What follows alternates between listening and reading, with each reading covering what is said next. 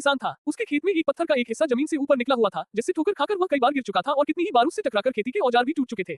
रोजाना की तरह आज भी वह सुबह सुबह खेती करने पहुंचा और इस बार वही हुआ, किसान का हल पत्थर से टकराकर टूट गया। किसान क्रोधित हो उठा और उसने निश्चय किया कि आज जो भी हो जाए वह इस चट्टान को जमीन से निकालकर इस खेत के बाहर फेंक देगा।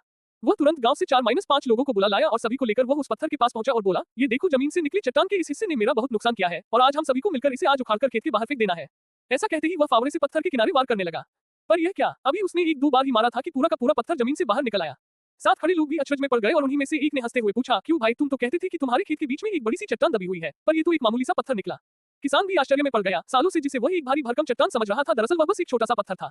उसे पछतावा हुआ कि काश उसने पहले ही इसे निकालने का प्रयास किया होता तो ना उसे इतना नुकसान उठाना पड़ता और ना ही दोस्तों के सामने उसका मजाक बनता। निर्णय, हम भी कई बार जिंदगी में आने वाली छोटी छोटी बाधाओं को बहुत बड़ा समझ लेते हैं और उनसे निपटने की बजाय तकलीफ उठाते रहते हैं। जरूरत इस बात की है कि हम बिना समय गंवाए उन मुसीबतों से लड़ें, और जब हम ऐसा करेंगे तो कुछ ही समय में चट्टान सी दिखने वाली समस्या एक छोटे से पत्थर के समान दिखने लगेगी, जिसे हम आसानी से हल पाकर आगे बढ़ सकते हैं।